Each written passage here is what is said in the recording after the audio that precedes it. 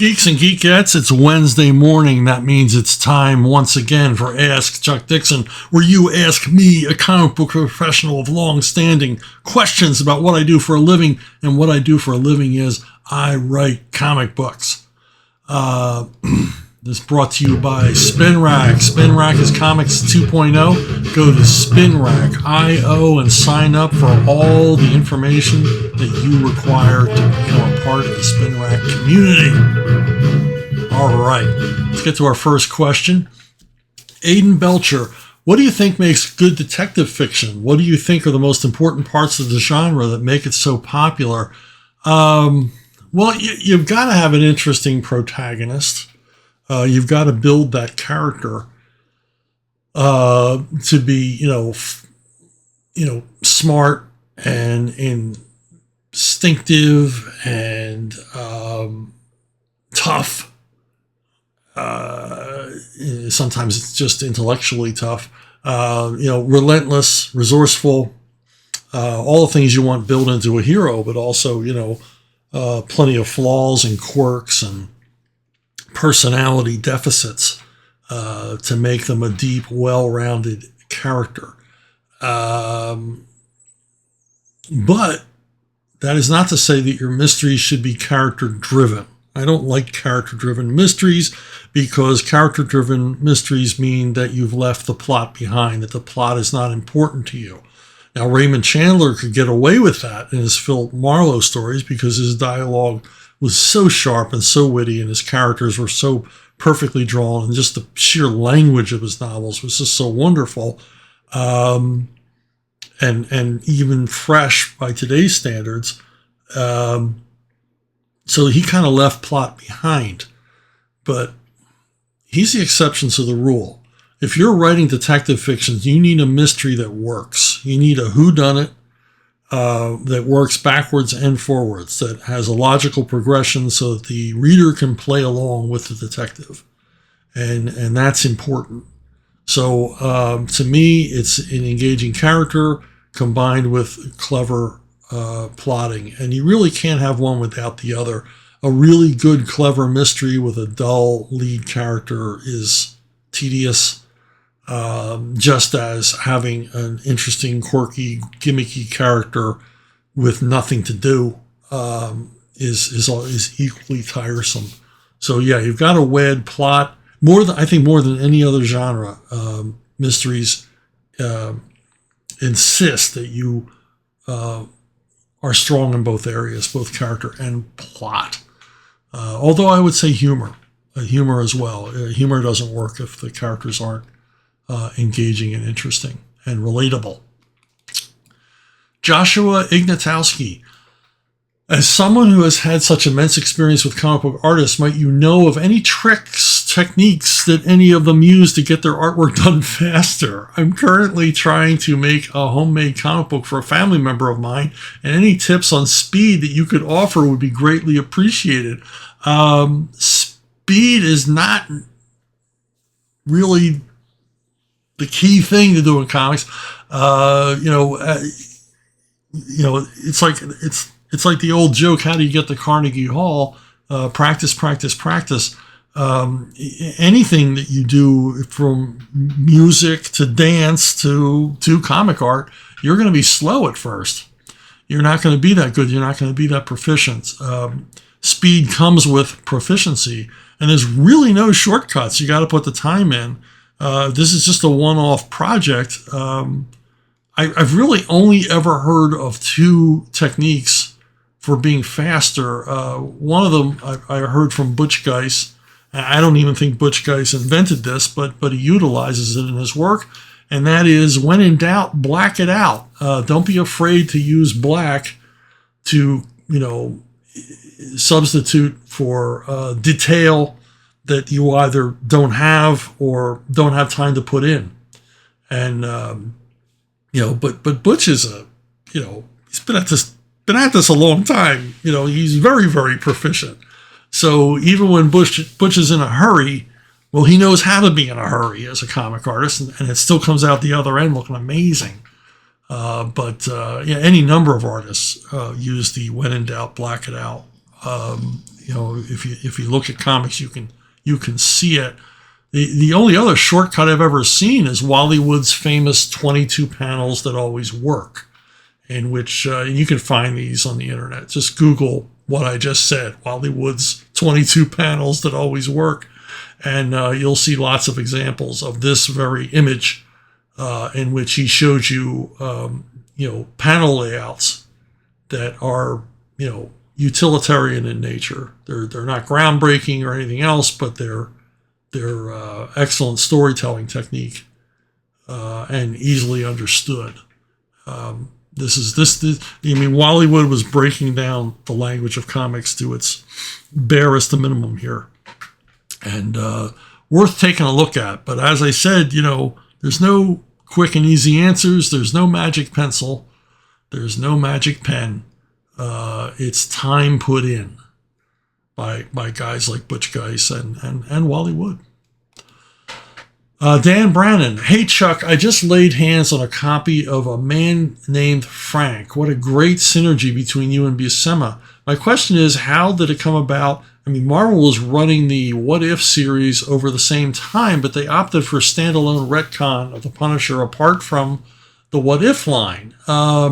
It suggests that there was a contemplation of making the Punisher's Elseworld event an ongoing series of its own, and as a concept, it could have run a long ways. So I don't understand why it wound up being a punctiliar event. Boy, I'm learning a new word. I also appreciate the time you placed the character 1910 being past the gunslinger days a bit. It reminded me of the Shootist on that point. A man named Frank. I proposed it to Don Daly, my editor, who was just wide open for any crazy Punisher idea that I came up with when he wasn't coming up with crazy Punisher ideas of his own. And I said, I'd really like to do Punisher as a Western. And Don said, let's go to Tom DeFalco. I was in the offices when I pitched it. So we went over to Tom DeFalco's office. Tom was editor-in-chief at the time. And Tom was just so damn approachable as an editor-in-chief and so damn practical. I loved his aegis at Marvel. Man was a super approachable guy, super friendly guy, still is to this day. Just a gentleman. And we went into to Tom and we said, we want to do Punisher as a Western. And Tom's answer was, go to marketing. And if marketing says they can sell it, we'll do it. He says, whatever marketing says.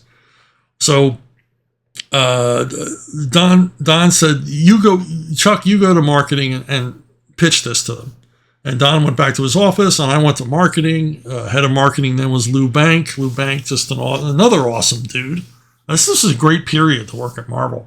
There's just a lot of energy. And Lou was an energy plus personality plus kind of guy.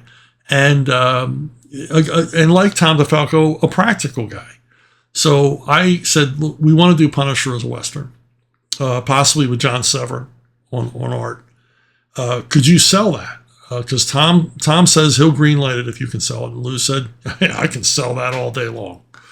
So went back to Tom. Tom greenlit it. Went back to Don's office. Called John Severin. Severin was busy. Next approach was Russ Heath. Russ Heath was busy. And so it just sort of laid there for a week. And just the idea of a Punisher Western. Well, I began writing it. And Buscema came into the offices, John Buscema, big John Buscema, Mr. Buscema, came into the offices to deliver some artwork and pick up a check. Stopped by Don Daly's office and said, do you have anything that might interest me? Meaning a Western, a barbarian thing, anything but superheroes, basically, was what John was looking for. And Don mentioned this Punisher Western. And John Buscema said, yeah, I want to do that. Give it to me. Let me have that one. So Don did. And Don called me and said, John Buscema's going to draw it. And I'm like, cool. So I had every confidence in the world that Mr. Buscema would bring his talents to bear, and he did. I mean, he did an awesome job. As you said, there was a synergy there. He liked drawing the organic stuff. He liked drawing people in the real world, and he was good at everything. John Buscema, I still insist to this day, is the most natural drawing talent who ever worked in comics. Everything he drew looked totally convincing. He drew with an authority that few comic artists have. It just seemed to flow out of his pencil without any effort on his part. He just made it look easy. And any kind of, from environments to animals to clothing to weaponry, he was tops. And I was very, very happy with the end result. We did plan a sequel to it that Russ Heath began drawing, and then Don Daly got fired. And Russ drew Russ did maybe like 20 pages in various stages of completion. If you go to chuckdixon.net, every unpublished page of the Russ Heath Punisher Western sequel are there for you to study. As for the period, I wanted to do, the post-millennial, post-turn of the century period so that Frank Castle would have an array of weapons available to him beyond the usual, Winchesters and Colts. And, not so much the shootist, but it was more inspired by movies like The Professionals, which takes place just prior to World War I. And also, where'd that come from? The Wild Bunch, which takes place in the period of the Mexican Revolution, 1917 and thereabouts. So they were direct inspirations for the Punisher Western. Lethal Questions with Dwayne Thomas. Dwayne asks a lot of questions, and I like getting them because he's a writer himself, a writer of quite a bit of renown in the area of firearms. And he asks, if you could spend a day with one fictional character, which one do you pick and why? Well, 14, 15, 16-year-old me would pick Veronica Lodge. But but the danger of spending the day with one of the fictional characters I like is the very real possibility of dying. So my favorite fictional characters like the Lone Ranger or Tarzan or whatever, I probably wouldn't want to hang out with them because they lived in a world of constant peril. So as I get older and more set in my ways, I think I'd like to spend a long weekend in the country with Jeeves and Wooster, because these two, they're never really in danger. Their problems are all very much first world problems, and it would be amusing to watch them go through their machinations. Plus, the food is always excellent. I mean, these two traveled in style.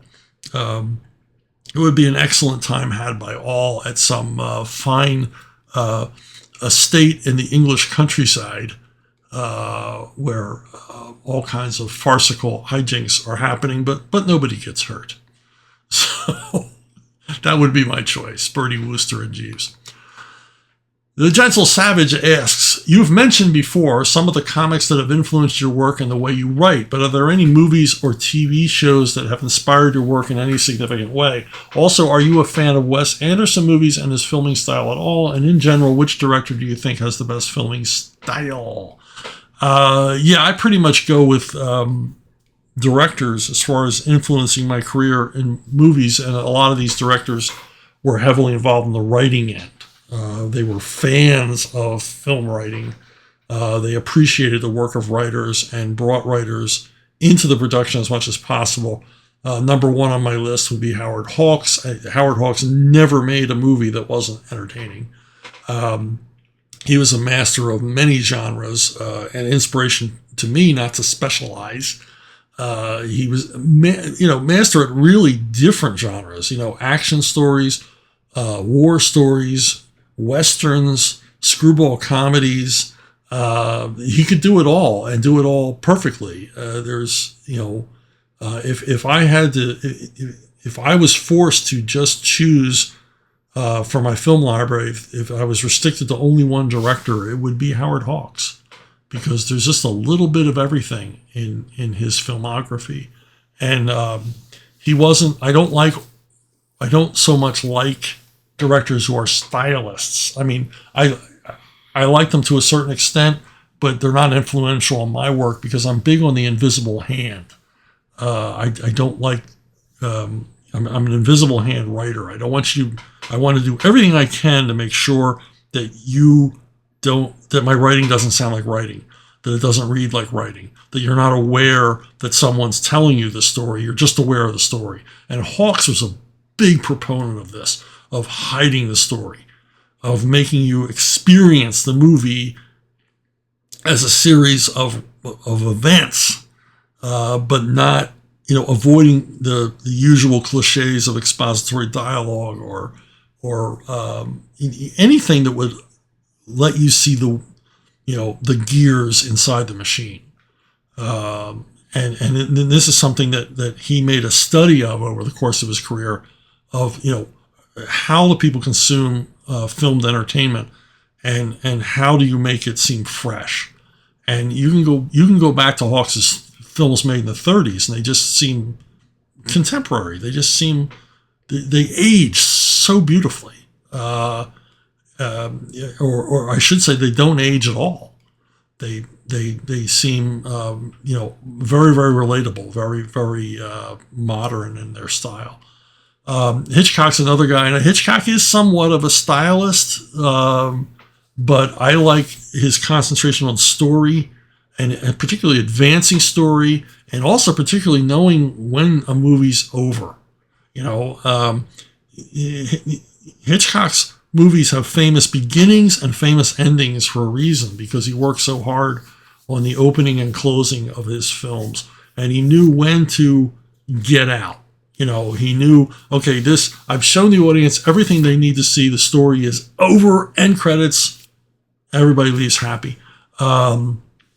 This is another guy who valued the contribution of writers, and would invite writers in and work with writers closely throughout the filming process.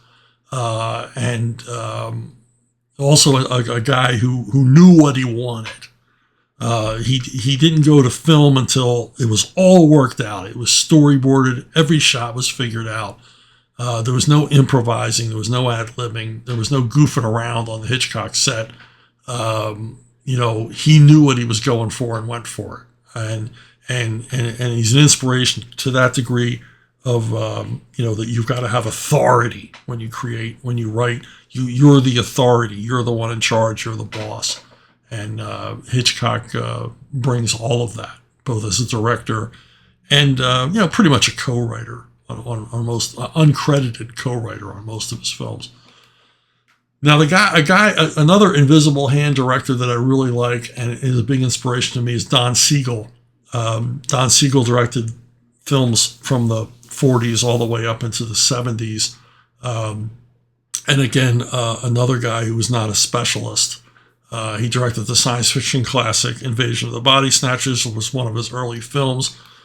He worked on, film noir and westerns throughout the 50s. A little-known film called The Lineup is just an excellent crime thriller. If you ever get a chance, it's got a hell of a car chase at the end, especially for a 50s movie. To have an exciting car chase was kind of a rarity. Car chases were kind of shot by second unit directors, and who cares? But not Siegel. Siegel, because he had been a second unit director, understood what was necessary for action scenes and everything else. Also understood the importance of finding proper backgrounds and sets. The most amazing thing about Siegel movies to me is his consistently good eye for where to set things, because he generally eschewed shooting in the studio and mostly went for shooting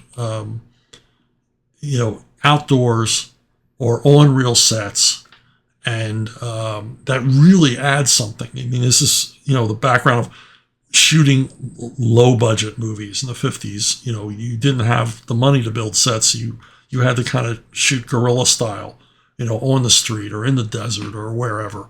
And and even when he moved to A Pictures and bigger budgets, he still continued that habit. And he was good in every genre: war movie, film noir, thriller, western, science fiction. You know, whatever they threw at this guy, he put a lot of thought to. And moving into the 70s, you know, doing you know, basically a series of crime and espionage films. Things like this film, Charlie Varick, another underrated heist movie. Just an excellent crime thriller. And Siegel's probably most famous for his long association with Clint Eastwood. And Clint Eastwood was very much a student of Don Siegel. You know, Clint Eastwood, of course, his own tremendously successful career as a director. He credits Don Siegel with a lot of inspiration in how he himself is very much an invisible hand director. There's not a lot of stylistic auteur approaches in an Eastwood film. There's a great economy and use of sets and pacing to keep the story moving. And a lot of this are things that he learned through Siegel. Another director I really like, and another invisible hand director, is John Dahl. Now, John Dahl had a short career, sadly short career in feature films. He mostly directs television today. If you have a crime thriller television show that you like, you know, one of the top tier ones, chances are John Dahl is a regular contributor to them. But he did a lot of neo-noir in the 90s into the early 2000s. Red Rock West with Nick Cage is a terrific, hard-boiled crime thriller shot in the American Southwest. Last Seduction is, for me, the best neo-noir film of the 90s, with Linda Fiorentino as probably the greatest femme fatale. I mean, right into the Barbara Stanwyck territory with this role as a con woman who runs off with her partner's cash. And he made the greatest poker film of all time, The Rounders, and possibly the only Matt Damon movie I can stand to rewatch. But it's a great, you know, suspense thriller about poker players. Now, a direct inspiration to me as a writer about film is a series of books called Backstory. And they're very hard to find now. And when you can find them, they're really expensive. I'm sorry I'm recommending something this expensive. But Backstory was a series of books that interviewed screenwriters, and it goes by decade. And these are informal interviews with screenwriters. And I don't like how-to books on writing, but I do like to read about writers. And I learn more about them just telling you what their experiences are. And I mean, hopefully when I talk about writing here, that's what I'm doing. I'm not telling you how to do it. I'm telling you how I did it, or what challenges I faced, or what difficulties, or how I solved problems, or how I work, or whatever my method is. I'm not trying to teach you how to write directly, but maybe you're learning something from me by example. And that's what these books accomplish.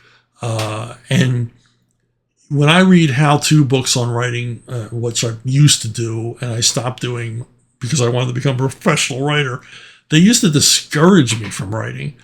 When I read the Backstory books, and I often go back and reread, you know, chapters in these, they inspire me to write. They make me want to write. These are writers talking about the problems and difficulties and challenges that they faced, and they're inspiring, you know, the things that they overcame. And I don't mean they overcame like really, you know, debilitating disease or, you know, accidents or, you know, whatever. They're not talking about their personal life. They're talking about the life of the mind, their life as a writer, and the problems that they surmounted, you know, dealing with difficult directors or actors or deadlines or whatever. And it's just these are great interviews that are a great peek into the mind of highly successful writers.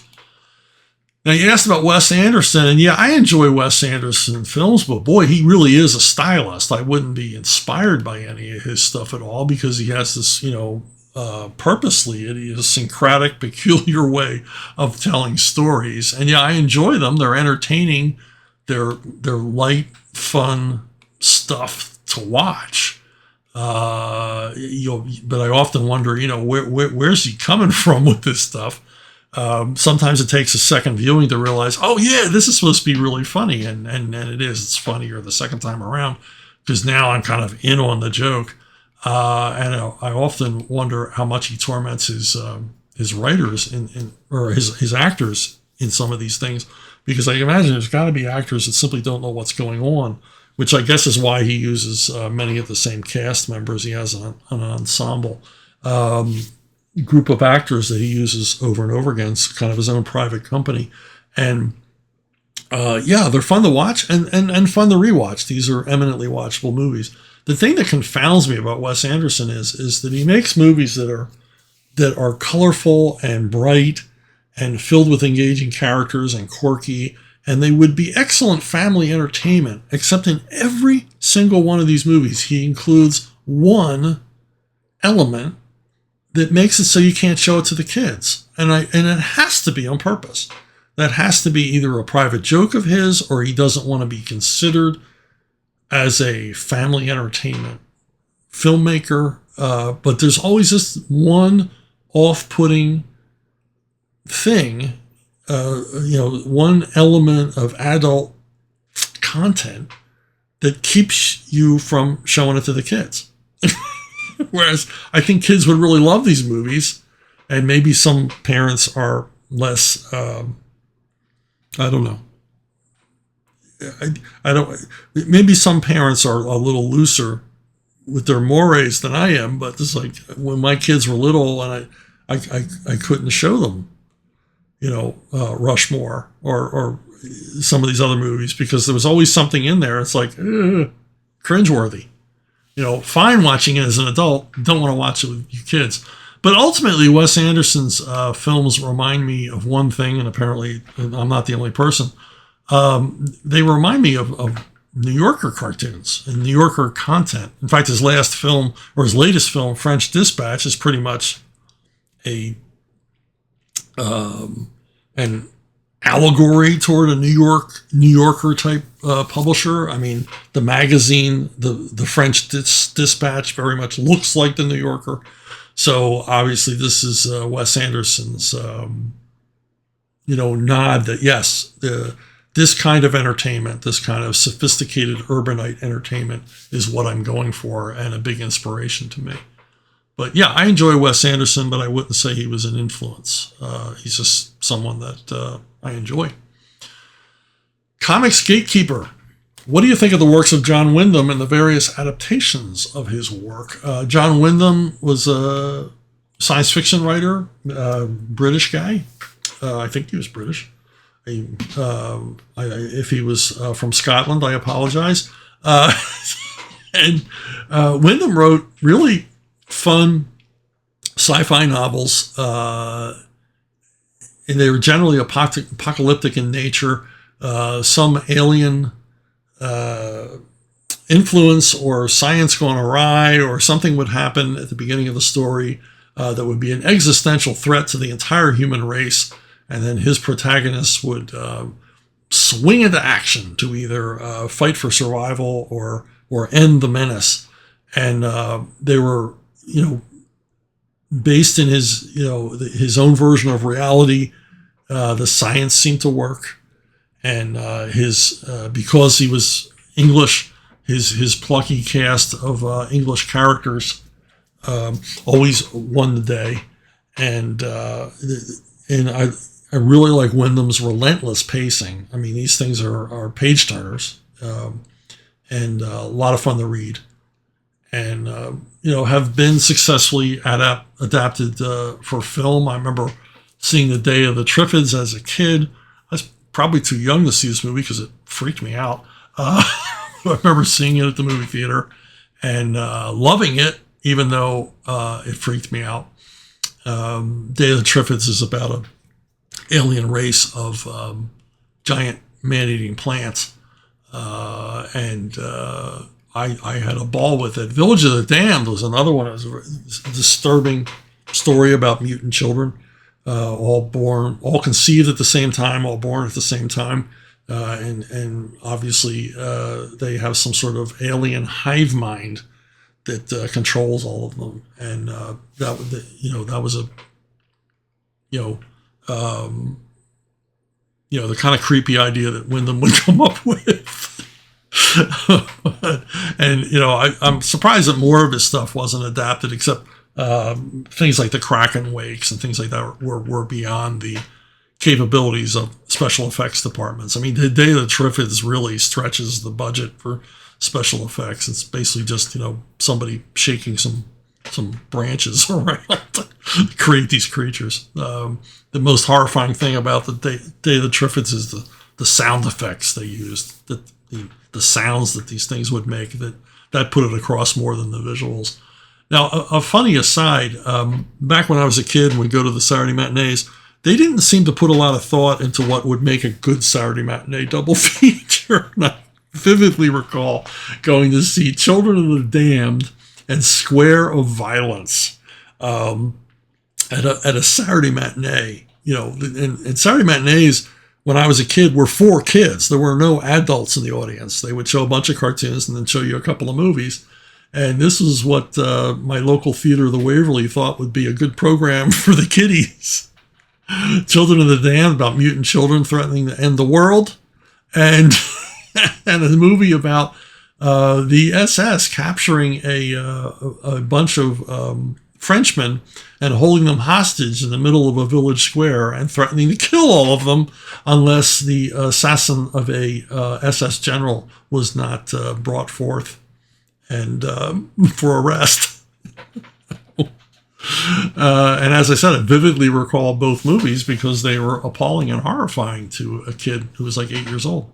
But of course, as I said earlier in another video, probably turned me into the twisted adult I am today.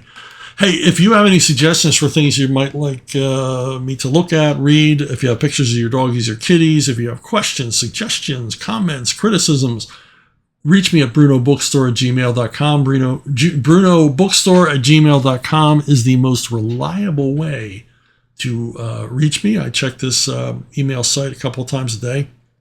Of course, you're welcome to ask questions down here below in comments or on Facebook or on Twitter or on my Subscribestar account. But this is the most reliable way to reach me. I'm not going to miss your question here at brunobookstore@gmail.com. Thanks for listening. Thanks for watching. I hope I see you next week. Thanks for spreading the word. Thanks for subscribing. Thanks for liking. And I will see all of you down the road.